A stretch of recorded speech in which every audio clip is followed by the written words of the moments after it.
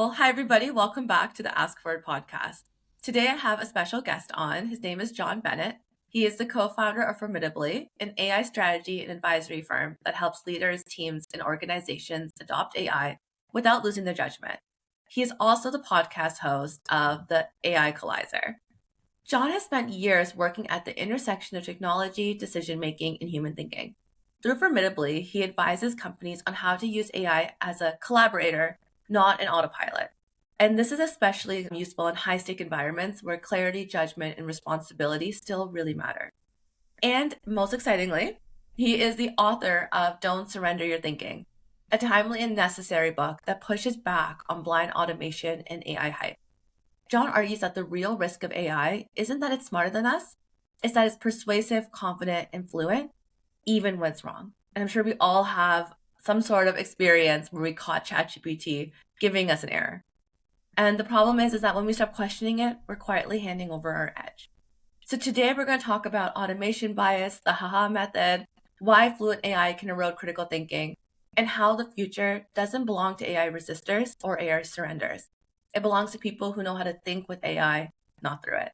So thank you, John, so much for coming on to our podcast today to talk about your new book. Thank you for having me. Awesome. So today I just wanted to learn more about your book, more about yourself, and just kind of what was the inspiration behind it. So let's start off by understanding why did you feel the need to write this book and why today? Sure. So I think there's a lot of noise around AI at the moment, and there's two broad responses. So one is to ignore it and hope it's going to go away, and I don't think that's going to happen. And the other is to sort of mindlessly accept it and just treat it like a vending machine. So the book tries to help people navigate, if you like, a third path and to understand what AI is so that they can benefit from it. One thing about your book that really stood out to me was the term persuasion. You keep saying that the danger of AI is not AI in itself, it's the fact that it's persuasive. So can we talk a bit more about that as well? Sure, and I think that goes to the heart really of understanding what AI is. So we use this term AI, artificial intelligence. So if we think about the intelligence part first, what actually is AI? And when I say that, of course, I'm talking about what we all use so much, which is the generative AI engines like Claude and ChatGPT.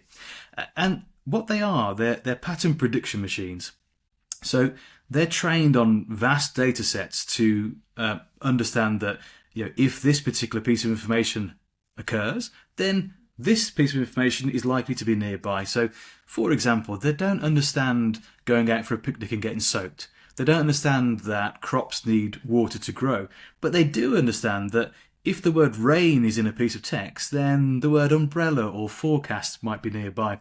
So, although we call them intelligent, they're not intelligent or have comprehension in the way that humans do. So that's kind of the one side of it.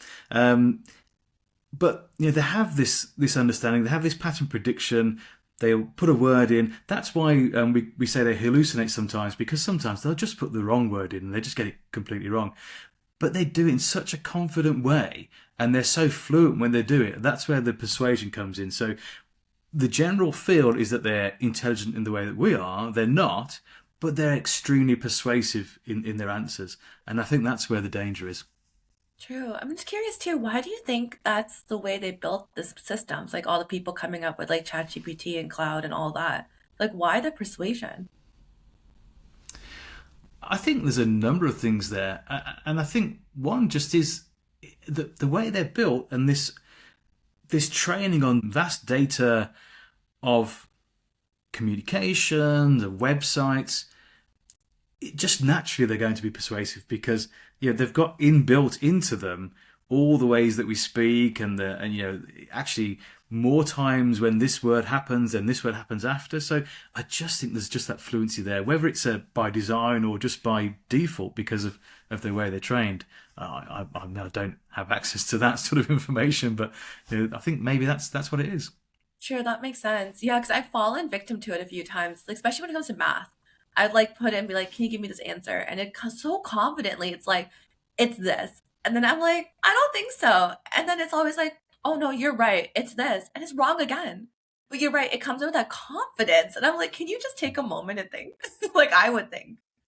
So you're right. It's just the way it goes in, and someone doesn't question it. They're just going to grab that answer blindly and run with it. That's so true, Yeah. and I really think that is the risk. I mean, I worry that people, let's say, fall into one or two camps, or even three camps if you like. Ignore it, mindless to use it and accept it, or mindless to use it and reject it because they can see that it's wrong. Rather than taking the time then to actually use it and develop it into a useful tool. For sure. And that's why you wrote the book as well, right? To like kind of teach people that we shouldn't just mindlessly accept it and move forward with it as well. Absolutely. So do you see a lot in your world as well that people are just kind of taking the answers that's coming out and running with it and some mistakes that come from it? Like, do you see it I, happening a lot now, or are you seeing it more as like a future problem that could start to amplify and multiply? I think it's there all the time. We see so many examples.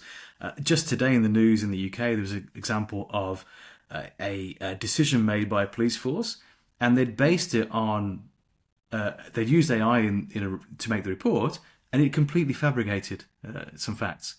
Oh And you just no. think this is just happening, and we see it on LinkedIn. There's this whole debate on LinkedIn about Chat GPT invented M dashes. We all know it didn't. I've got books on my bookshelf from 100 years ago that have got M dashes in, but as a British person, we don't use them in Britain. We don't use them at all. Or I say we don't. I'm sure there are people in Britain that use them, but in general writing, we don't use them. But of course, if somebody puts something into chat does use them a lot, and then they copy and paste that in and out, there's an M dash in there. It might not be a problem. I think if you want to use an M dash, you made a decision to use an M dash. Wonderful, they're great grammatical devices, but it's the mindless taking of an output and not thinking about it. It's there, day to day. That's so true. I notice it all the time, and especially if I'm like searching someone's website and I see M dashes all over, I'm like, ChatGPT just wrote that for you, didn't it? And it's bad because you're right. Like when I look back at older books, there are M dashes. Like it was a normal use of like writing and that, but now it's like big telltale. Like you're Mm. using, yeah, that's such a true point. And with that too, I want to talk a bit about how we're outsourcing all of this to AI. So people are not no longer writing their own website content, or I'm even worried about books sometimes too. Like, are they using ChatGPT, or even just when it comes to like people's output for work? So I wanted your take on that. Do you think we're over outsourcing our own thinking with it, or is it more of an efficiency factor? I think for me, the fundamental thing is a decision to outsource or not to outsource, or how much to outsource. So, although I kind of what I'm selling is a method of critical thinking and using human intent, human intervention, human judgment. There's flexibility there, and for sure, there's tasks where you don't need as much human intent, or you don't have to intervene so much. So you can use a lower intensity of these things, but for me, I think it always starts with that conscious decision of, what is the task that I'm working on, and what's the appropriate amount of human intervention, human intent, human judgment that I need for that task.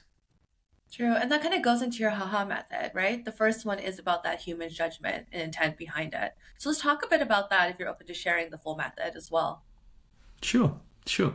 So, yeah, the idea with the method is that, you have to start with the human element, you have to involve the human element throughout, and most importantly, you have to have human judgment at the end. So, the easiest way to explain that last step is taking accountability. This piece of work, if I use this piece of work as it is, am I prepared to stake my reputation, stake my career on that piece of work?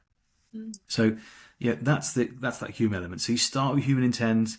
You clearly define what the task is. You must treat the what the AI comes up with as a draft.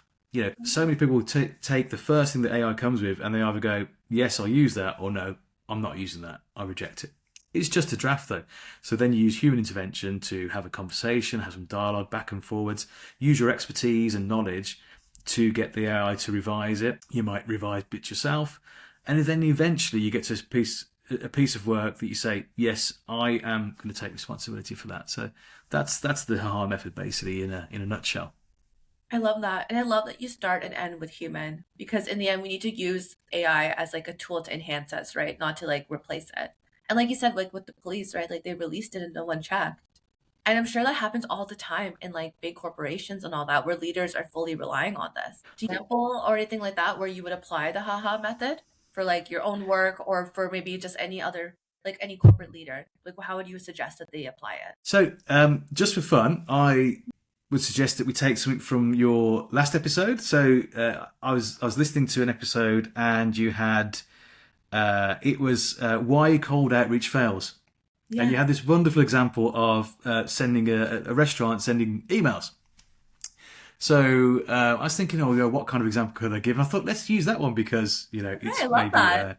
maybe fresh, and so if you take perhaps the non-haha method approach first, you might go into AI and say something along the lines of, I want to write an email promoting my restaurant. It could be that simple.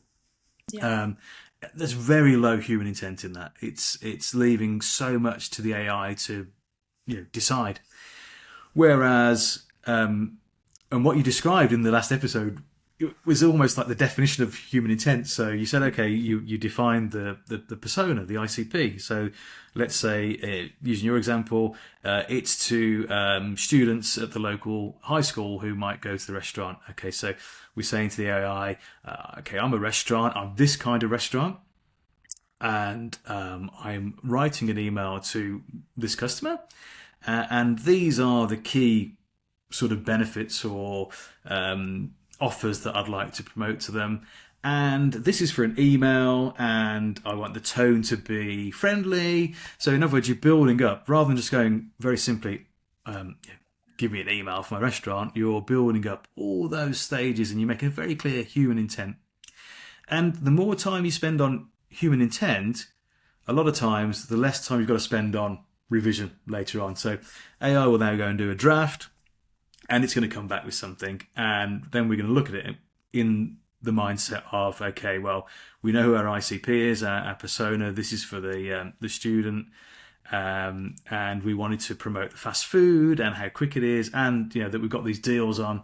Has it done that? Is it in the right tone? So the human intervention stage, you're using your knowledge and your understanding of context to check what the AI has done, and to apply that lens to it.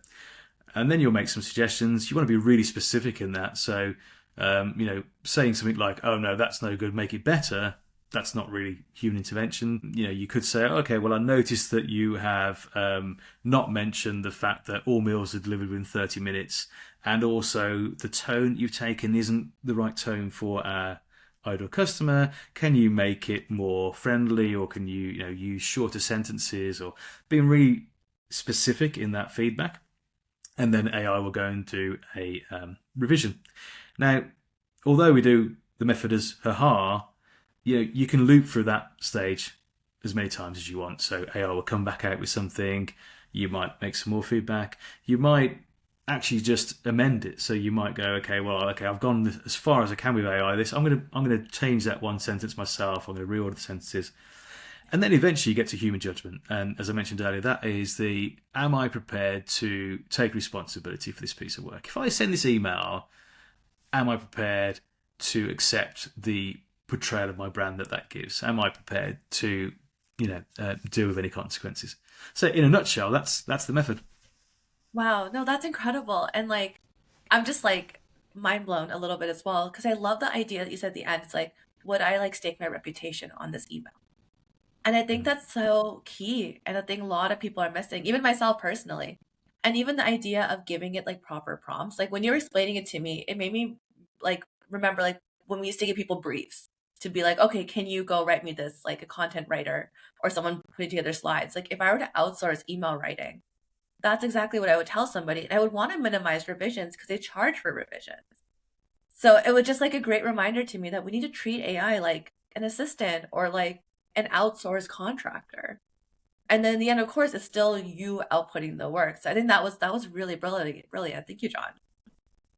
You are. And yeah, and I'm curious, how long did it take you to come up with this framework?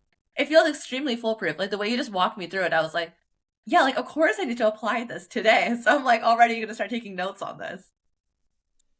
So I mean, like a lot of good things, it really came from somebody seeded the idea to me that you need your own framework that you can refer to, and it came to me on a walk. So, so obviously we already have human in the loop it already exists, but the problem with human in the loop is that it's saying that the human should stay in the loop, and it's implying that the machine should have control of the process.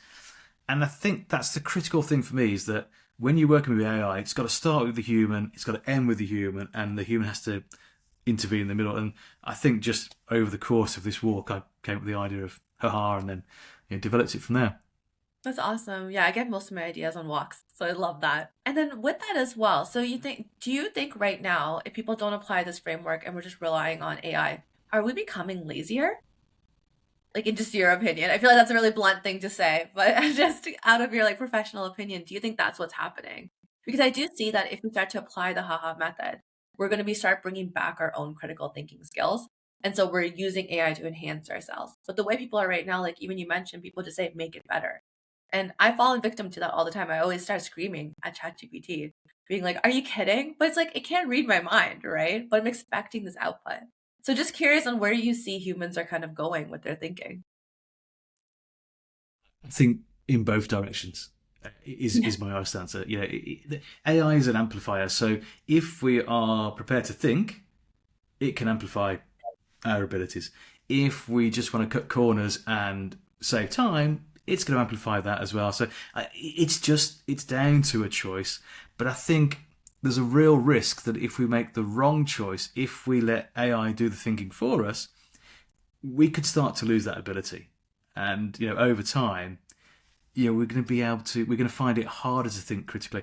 The example I give there is, years ago when we were going on a journey, we used to have to use maps, and of course, you couldn't look at the map while you're driving, so you'd look at the map and you'd plot a route, and then you'd have to remember, okay, well, when I get to this intersection, I'm going to take that road. Mhm. I mean, I've not done that for years.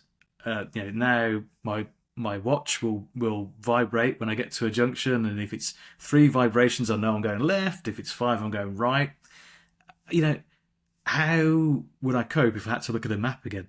And that's So my concern. If we let AI effectively be sat nav for thinking, those skills are just going to kind of decline over time. that's so true. Yeah, I was thinking back, like when I was younger, my parents used to download MapQuest. Like they used to like print out the map. And now I think back and I'm like, how would I get anywhere? Like I can't get home half the time. I need Google Maps. But you're right. I guess those kind of skills decrease, but then others would increase in different ways, I guess, to open up our capacity.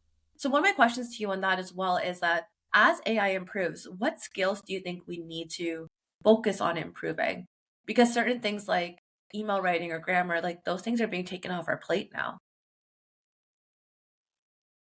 Yeah, I think there's probably three things that we could focus on, and one of those is seeing what is missing. So, if we're using AI, what is it that it hasn't taken into consideration? What assumptions has it made? I think the other thing that we need to do is we need to question. We need to question where others just accept. So, building that curiosity, that thinking mindset and it's similar to the first point, but one is seeing what's missing, the other is questioning things. And then I think the third thing is applying context. So as the models get more and more powerful, they will have more information. I don't think they'll ever be able to apply that into the context of real life. So True. I think those sort of skills are really important. It still comes back down to the critical thinking, basically, and skepticism.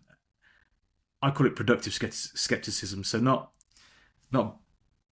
just completely rejecting AI or its outputs, being open to how amazingly powerful they can be, but applying critical thinking. That's so true. And I like the way you said about putting into real life context.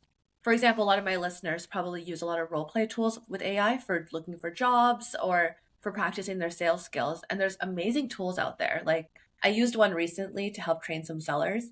where you put in your persona that you're trying to sell to and you cold call them. And like it's an AI bot and it hung up on me at one point as well. So you practice like getting past him as like a gatekeeper. But you're right, because in the end, it's like you can practice that all you want. But the moment you get on a call with a real human, you can't predict the way that person's going to react. And so in the end, you have to take the skills that you learn and apply it into real life context regardless. So that's a really good key feature there as well. And I think a lot of the listeners should probably take that back with them. And with that as well, so with a lot of people looking for jobs and all that, I know there's a lot of fear around AI taking away jobs. So curious on your take on that as well. Like, do you see that becoming a big risk in the future? Or do you think that as long as we all start to shift our mindset and start to adapt to AI in a different way, that we should all be safe in that sense? I think what you just said there is the critical point, isn't it? Some jobs will disappear 100%, but also other jobs will appear. I was thinking about this on a walk actually yesterday, and the comparison between previous technology. I mean, you think about when industrial looms were invented. Yeah, it affected the jobs of people that were sewing. The difference between that and this is that to buy an industrial loom was incredibly expensive. So, the people who were being displaced by this technological change didn't really have an opportunity to get the materials or buy their own loom, for example. Whereas with AI, jobs are being displaced, and yet almost everybody has access to the thing that's replacing them. So I think as long as we stay curious, as long as we really understand what AI is, how it works, what it's good at, and where we still excel, then hopefully we can apply those things, and if the job that we're doing disappears, find work elsewhere because we've understood, that niche that humans can operate in. That's so true. And I guess looking back now, it's like I would never imagine having to use a loom. You know what I mean? Like we've come so far past it, but I'm sure at that time it impacted somebody's livelihood and job.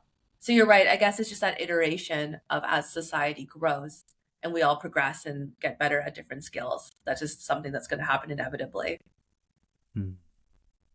And with that too, so I actually attended a roundtable recently where we were talking about adoption of AI and how a lot of our nations today are actually behind in AI adoption. So I'm based in Toronto, so it was mostly between like Canada and US that way. So I'm not sure if the UK is a little bit better off than we are. I'm not a huge AI expert on it, but I wanted to get your take as well on skepticism by corporations. I know a lot of people were just using AI as an efficiency tool versus an innovation tool.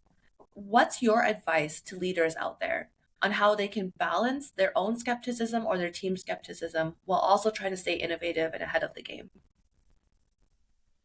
It's a really interesting question because I think the answer lies in the answer that we have for using AI ourselves. It's understanding what it is, not rushing into an AI program, but also having a strategy. So, in a lot of businesses, people are using AI themselves. So, in other words, somebody working in the business will have their own account and they'll start to do things in AI without it being an initiative by the business. So, I think you have to have a strategy. You have to understand it.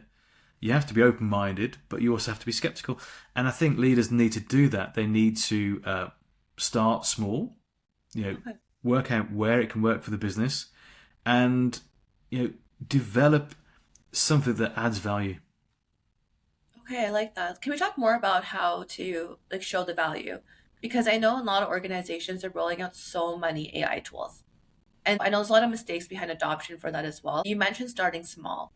Could you kind of walk us through how you would advise like a leader on how to make sure the team can adopt those AI tools in a way that like manages that skepticism but still brings that value?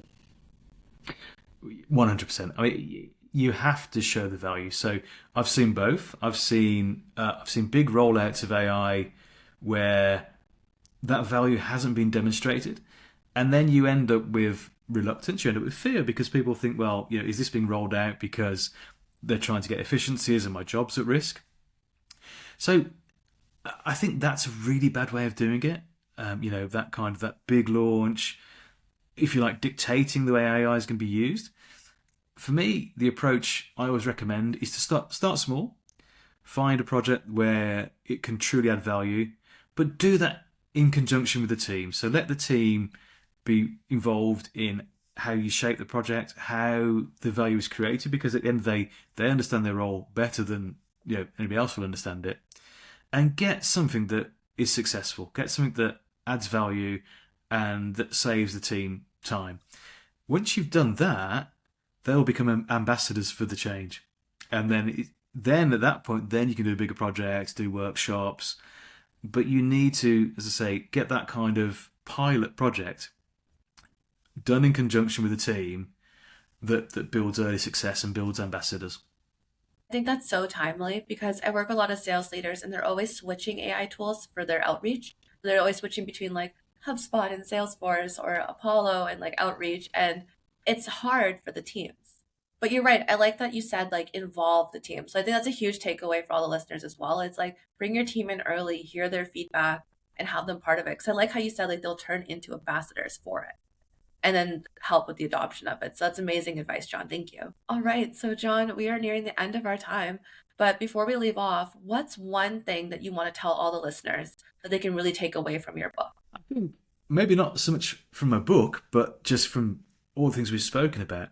And that is that those human qualities that we have, our ability to understand context, our creativity. I don't think we've talked about that yet, but AI, or certainly current AI, because of its pattern prediction sort of basis, can't be genuinely creative. It can remix the already known, but we have the ability to be creative and to take something from one field and merge it with another field and come up with something completely new. So that's a fundamental human trait. So you've got contextual awareness, you've got creativity, our emotional intelligence. All those things, I think, will become more important as AI grows rather than less important. So I think in all the worry, and it's totally understandable that people are worried about AI. I've been an entrepreneur for 37 years. I've seen e-commerce come. I've seen social media come. This is the biggest change I've seen in all those years. So it's totally understandable that people are concerned by it. But I think just come back to that understanding that our unique human traits are going to get more important, not less, and maybe take some solace in that and use that as your guide to the approach you take. I love that. And honestly, that just feels so inspiring because it feels like just the way I kind of took that advice right now was that AI can free up my space to be more creative and to be able to hone in on my emotional intelligence as well. Because sometimes like creativity gets killed down by the amount of admin burden that we're doing. And sometimes I get stuck like on emails and drafts and I'm like, I want to think of strategy and I want to think of these different things. So or even like right now, the podcast, like Riverside's taking off most of the editing, right? So it's like, I can open up my time to think more about questions to ask you and like reading your book and understanding better. So you're right. I love that advice. That's amazing. I think you're absolutely right. I think, used right, AI will give us more time to do the bits that are fun and enjoyable. And I also hope that if it does give us more time, we might just take a tiny bit of that and use it for more face-to-face interaction and just more being with people. And maybe that's another way that we can kind of adapt in the age of AI. Yeah. Wow, that's amazing advice. And I feel like we left that on such a great note. So John, thank you so much for coming on. And if somebody wants to purchase your book, where could they find that? So my book is on all the major online sellers, or if you can't find it, my website is formidably.com, so you can find out more there. Awesome. And if someone wants to follow you, what's the best place to connect? LinkedIn. LinkedIn. Perfect. All right. So listeners, thank you so much. Follow John Bennett on LinkedIn and don't forget to purchase his book, Don't Surrender Your Thinking. And until next time, please don't forget to keep asking for it. Thank you for listening to Ask For It. If this episode was helpful, I'd love if you subscribed and shared it with someone who needs to hear it. And if you're ready for a bit more support, I do offer one-on-one coaching. The link's in the show notes if you want to check that out. Until next time, keep showing up and don't forget to ask for it.